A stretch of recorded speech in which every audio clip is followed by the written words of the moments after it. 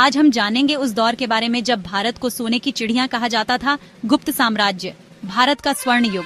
सोचो, एक ऐसा समय जब भारत ज्ञान, विज्ञान और कला में दुनिया से आगे था। हमारे पूर्वजों ने ऐसे कारनामे किए कि आज भी दुनिया हैरान है। ये सिर्फ राजा महाराजाओं की कहानी नहीं, बल्कि हमारे गौरवशाली अतीत की कहानी है। आज हम जानेंगे कि कैसे एक छोटे राज्य से इतना बड़ा साम्राज्य खड़ा हुआ, कौन थे वो महान राजा और क्यों गुप्त काल को गोल्डन एज कहा जाता है। तो चलो इतिहास के पन्ने पलटते हैं और जानते हैं भारत का स्वर्ण युग आखिर था क्या। कहानी शुरू होती है 3री सदी के आखिर में, जब भारत छोटे छोटे राज्यों में बंटा था। इसी माहौल में श्रीगुप्त ने गुप्त वंश की नींव रखी।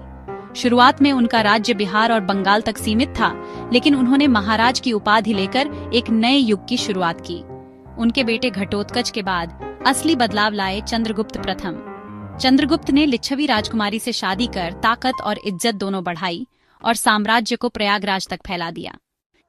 चंद्रगुप्त प्रथम को गुप्त साम्राज्य का असली संस्थापक माना जाता है। लिच्छवी राजकुमारी कुमार देवी से शादी कर उन्होंने राजनीतिक ताकत पाई और सोने के सिक्के चलवाए, जिन पर दोनों की छवि थी।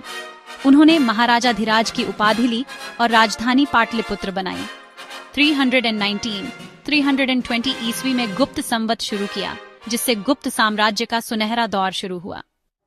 चंद्रगुप्त आय के बाद आए समुद्रगुप्त, जिन्हें भारत का नेपोलियन कहा जाता है। उन्होंने उत्तर भारत के कई राज्यों को जीतकर साम्राज्य में मिलाया और दक्षिण के राजाओं को अधीनता स्वीकार करवाई। उनकी जीतों का बखान प्रयाग प्रशस्ति में मिलता है। समुद्रगुप्त न सिर्फ योद्धा थे, बल्कि कला और संगीत के भी शौकीन थे। कुछ सिक्कों पर उन्हें वीणा बजाते दिखाया गया है। समुद्रगुप्त के बेटे चंद्रगुप्त द्वितीय यानी विक्रमादित्य के समय गुप्त साम्राज्य अपनी बुलंदी पर था। उन्होंने शकों को हराकर विक्रमादित्य की उपाधि ली और साम्राज्य को गुजरात तक फैला दिया। उज्जैनी को राजधानी बनाया, जहां नवरत्न जैसे विद्वान थे, कालिदास, वराहमिहिर आदि। चीनी यात्री फाहियान ने भी उनके शासन की खुशहाली की तारीफ की। गुप्त साम्राज्य का प्रशासनिक सिस्टम बेहद मजबूत था। साम्राज्य को प्रांतों, भुक्ति जिलों, विषय और गांवों में बांटा गया था। हर स्तर पर अधिकारी नियुक्त थे। टैक्स सिस्टम भी संतुलित था। किसानों से उपज का 6ठा हिस्सा लिया जाता था। न्याय व्यवस्था सख्त लेकिन न्यायपूर्ण थी, जिससे प्रजा खुशहाल थी। गुप्त युग को स्वर्ण युग बनाने वाली असली ताकत थी कला, संस्कृति और विज्ञान। मंदिर निर्माण, मूर्तिकला, अजंता की गुफाएं, कालिदास की रचनाएं, सब इसी दौर की देन है।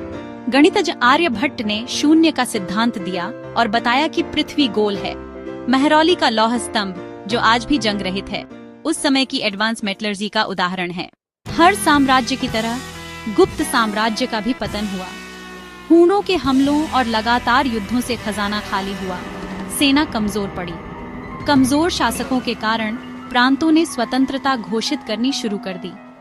6ठी सदी तक गुप्त साम्राज्य सिमट गया और उसका स्वर्ण युग खत्म हो गया।